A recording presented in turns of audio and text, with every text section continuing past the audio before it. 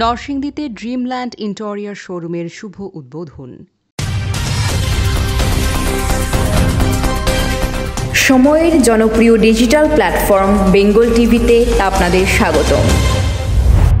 আর নয় ঢাকা আধুনিক নির্মাণ সামগ্রী ও নকশার অনন্য সমারোহ নিয়ে নরসিংদীর ব্রাহ্মণদীতে উদ্বোধন হল Dreamland interior exterior architecture applier solution. মঙ্গলবার বিকেলে শোরুমটির ফিতা কেটে উদ্বোধন করেন নরসিংদী জেলা বিএনপির সদস্য সচিব সদর উপজেলা পরিষদের সাবেক চেয়ারম্যান মঞ্জুর এলাহী। উদ্বোধনী অনুষ্ঠানে উপস্থিত ছিলেন নরসিংদী কেন্দ্রীয় স্বেচ্ছাসেবী ফোরামের আহ্বায়ক ও ড্রিমল্যান্ড ইন্টেরিয়র এক্সটেরিয়র আর্কিটেকচার শোরুমের স্বত্বাধিকারী মাহবুবুর রহমান মনির, নরসিংদী কেন্দ্রীয় স্বেচ্ছাসেবী ফোরামের উপদেষ্টা রাসেল বিন হাসনাত, অত্র শোরুমের পরিচালক সহ স্থানীয় নেতৃস্থানীয় ব্যক্তিবর্গ। উদ্বোধনী অনুষ্ঠানে Dreamland interior exterior architecture appliance solution নামে শোরুমটি থেকে বিভিন্ন ভবনের মালিকেরা কী ধরনের সুবিধা পাবে এবং ভবন নির্মাণের কোন পর্যায়ে তারা এই শোরুমে আসবে এই বিষয়ে বিস্তারিত তুলে ধরেন প্রতিষ্ঠানটির পরিচালক নাজমুল হাসান।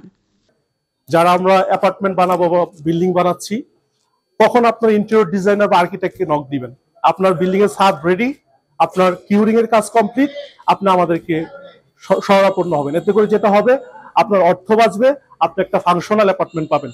হয়তো আমাদেরকে কিছু টাকা কনসালটেন্সি বা সুপারভিশন চার্জ দিবেন, কিন্তু এতে করে আপনার 10 গুণ টাকা বেঁচে যাবে। উদ্বোধনী বক্তব্যে মঞ্জুর এলাহী বলেন, নরসিংদী শিল্প ও শিক্ষায় সমৃদ্ধ এক নগরী। আধুনিকতার ছোঁয়ায় এখানকার মানুষের জীবনধারা ও রুচির পরিবর্তন হয়েছে। ড্রিমল্যান্ড শোরুম তারই প্রতিচ্ছবি। আমি যখন প্রথম এইসব কাজগুলি করি তখন খুব কষ্ট হতো আমার, যে রেগুলার ঢাকার সাথে যোগাযোগ করতে হতো, ঢাকা থেকে লোকজন আসতে হতো। একজন মিস্ত্রিও কিন্তু নরসিংদী নাই, ইঞ্জিনিয়ার তো অনেক পরের কথা। আজকে আমরা আসলেই সমৃদ্ধ নরসিংদী জেলা, যে আমাদের ছোট ভাইরা আজকে ইঞ্জিনিয়ার হয়েছে। মানুষ কিন্তু বুঝে না, মনে করে ইঞ্জিনিয়ার দিয়ে যদি একটা বাড়ির ডিজাইন করাই তাহলে ইঞ্জিনিয়ারকে 5 লাখ টাকা দিতে হবে। হ্যাঁ, আমার 5 লাখ টাকা কস্টিং বেড়ে গেল। এটা না করে আমি আর রাজমিস্ত্রি মিলে 2 একটু পালন পারি, বিল্ডিং আর কি 6টা রড দিব, 4 এক সিমেন্ট দিব, তো হয়ে গেল নাকি?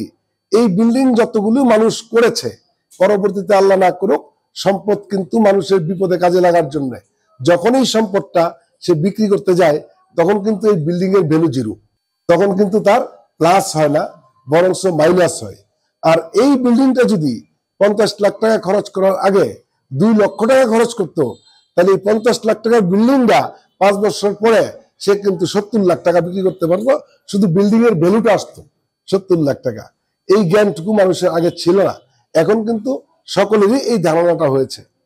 আর যদি সেই বিল্ডিং এর সাথে একটু ইন্টেরিয়র করা থাকে, তাহলে তার কোনো কথাই নাই। অনুষ্ঠান শেষে প্রতিষ্ঠানটির সফলতা কামনায় বিশেষভাবে দোয়া পরিচালনা করেন মুফতি ওয়ালিউর রহমান।